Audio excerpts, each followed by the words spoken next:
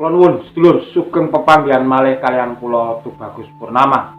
Rahayu, rahayu, rahayu ingkang sami pinanggih. Sedulur semua, apa sih yang menyebabkan negara Republik Indonesia ini tidak bisa maju? Salah satunya ada di video ini. Monggo kita simak.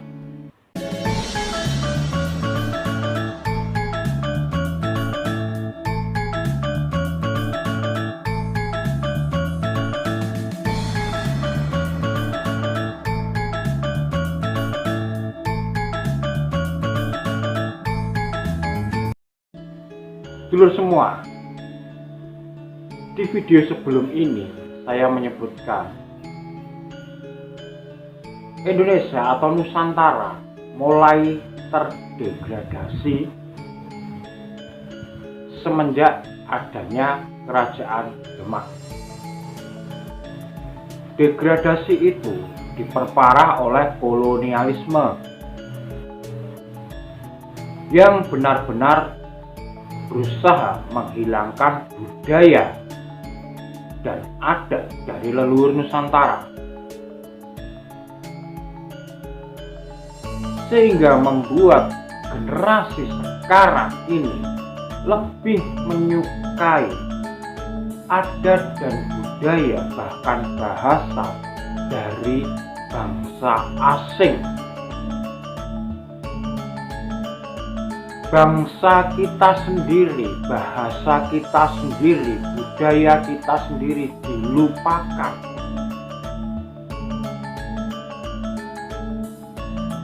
Presiden pertama kita sudah menyatakan bahwa tidak ada bangsa yang besar karena melupakan budaya dari leluhurnya.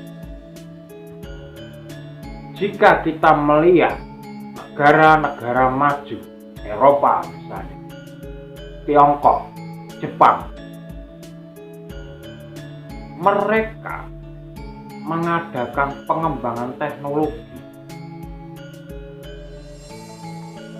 mengadakan kemajuan besar-besaran, tetapi tidak satupun dari mereka yang melupakan adat dan budaya mereka.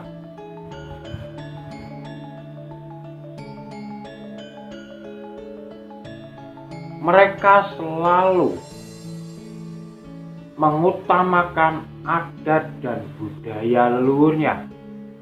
Jadi, apakah kita bisa melihat nama-nama orang di Tiongkok, di Jepang, di Eropa itu berubah sejak ribuan tahun yang lalu? Tidak. Tetapi kalau nama-nama orang di Indonesia ini, nama-nama yang asli Nusantara itu merosot drastis, digantikan oleh nama-nama dari asing.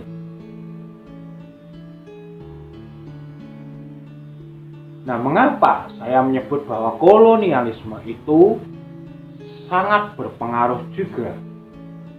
Karena VOC menetapkan 3 kelas di Nusantara ini. Yang pertama adalah bangsa Eropa, kelas kedua adalah pedagang-pedagang dari Asia Timur, orang asing, orang Timur. Jadi ada pedagang Tiongkok, ada pedagang dari Gujarat, Arab, itu masuk kelas nomor 2. Sedangkan pribumi itu kelas nomor 3.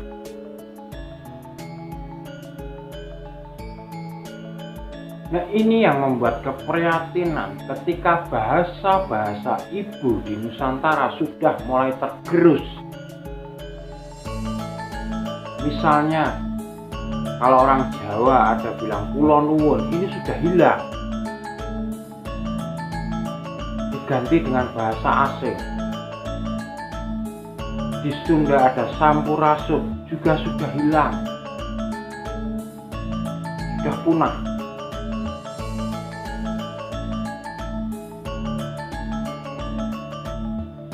ini sebuah kelemahan dan pembodohan. Coba kita lihat perkembangan sekarang. Rumah-rumah adat sudah punah. Yang ada hanya tinggal-tinggal di pedalaman. Kalau di perkotaan jelas sudah hilang rumah-rumah adat itu. Padahal sedulur, adat, budaya, bahasa, bahkan sampai ke makanan di suatu daerah itu turun-temurun dan berkesinambungan. Artinya itu sudah merupakan yang terbaik di tempat itu. Contoh di Jawa Barat ada rumah panggung, walaupun tidak tinggi setinggi di Sumatera, karena kalau di Sumatera, di Kalimantan, Sulawesi rumah panggungnya tinggi-tinggi untuk menghindari binatang buas. Sedangkan kalau di Sunda itu rumah panggung untuk menghindari banjir, dan biar di bawah rumah itu menyimpan resapan air. Sekarang akibatnya ketika rumah dibuat modern bahkan dengan gaya Eropa, dengan gaya Timur Tengah, hasilnya tidak akan sesuai dengan tanah-tanah di Nusantara ini. Lalu kemudian dari makanan dulu Papua, Sulawesi itu sagu. Jawa ini dulu singkong, jagung. Tapi karena masuknya pedagang India memperkenalkan beras, sehingga Jawa berubah jadi beras, tetapi sebutannya tetap sego. Kalau di Jawa Barat sangu, sebetulnya sesuai, ini berasal dari sagu. Dan di era Repolita diseragamkan menjadi beras sebagai makanan utama orang Indonesia. Maka sejak saat itu juga kita impor beras, karena semua diseragamkan untuk memberi beras, makan beras. Padahal sedulur, lebih sehat mana daripada beras? Lebih merusak lingkungan mana? Sagu polong-polongan seperti kentang, ubi, daripada beras yang sekarang. Penjenengan bisa menilai sendiri bahwa beras itu butuh pupuk kimia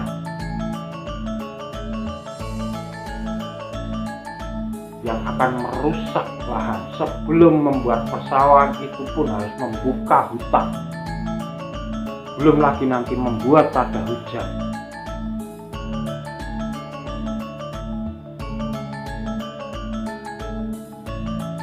Dulu leluhur kita setiap pagi itu memakan umbi-umbian seperti ketela, ubi, jagung. Lalu siang hari memakan buah-buahan. Baru malam hari memakan sagu. Nah, pola ini sekarang dipakai orang-orang Eropa, orang-orang asing, orang-orang Tiongkok. Maka hidup mereka lebih sehat dan lebih cerdas daripada kita yang pagi, siang, sore makan nasi. Kalau orang bilang belum makan jika belum makan nasi, itu orang Indonesia sekarang.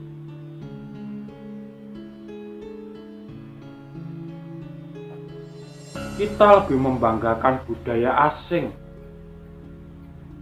Setiap budaya yang masuk kita pelajari, kita terima. Ada budaya masuk lagi kita terima. Ada budaya masuk kita terima, sehingga budaya kita dilupakan, dihilangkan. Kita tidak akan bisa membuat peradaban baru jika masih seperti ini?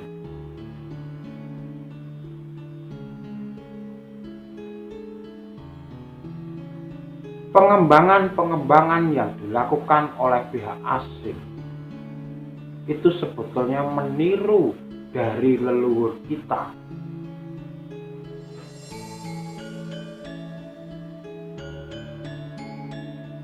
Nah, justru hasil dari pengembangan mereka diterima kita dan kita eluk-elukan, kita banggakan. Sementara sebuah negara maju yang bisa membuat peradaban adalah adat dan budayanya itu berkesinambungan dari leluhur dulu sampai sekarang, tidak terputus. Sedangkan kalau di Nusantara ini sudah terputus. Apakah panjenengan masih mengenal dewa-dewa zaman Nusantara dulu?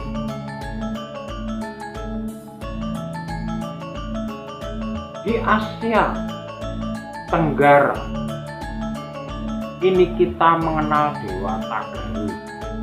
Itu dewa yang utama dan itu menguasai lautan. Itu dewa yang diakui oleh bangsa Australia, Papua, Filipina, Malaysia, dan Nusantara ini, atau lebih tepatnya Asia Tenggara. Maka dari itu, kalau di Asia Tenggara itu ada 5 mata angin yang diakui dan paling utama. Kalau di luar negeri hanya ada 4, utara, selatan, timur, barat yang utama, yang primer. Sedangkan kalau di Asia Tenggara itu ada 5, ditambah dengan Tenggara. Ini diambil dari nama Dewa Tagaru. Dewa Tagaru ini diadopsi oleh Filipina menjadi bahasa Tagalog. Sekarang saya yakin 100% sudah tidak ada yang mengenal Dewa Tagaru ini.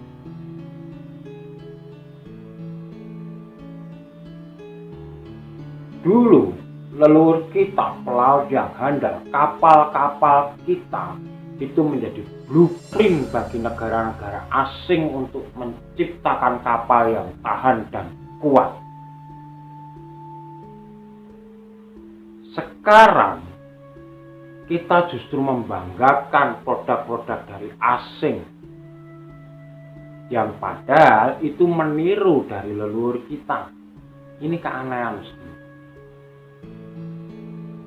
Maka dari itu, saya cukup prihatin dengan kondisi Nusantara sekarang ini. Bagaimana mau kita berbicara tentang kembalinya Nusantara menjadi mercusuar dunia kalau budaya kita sendiri tidak dilestarikan. Sebagai contoh, makanan khas di Nusantara ini hampir ada 6.000 makanan.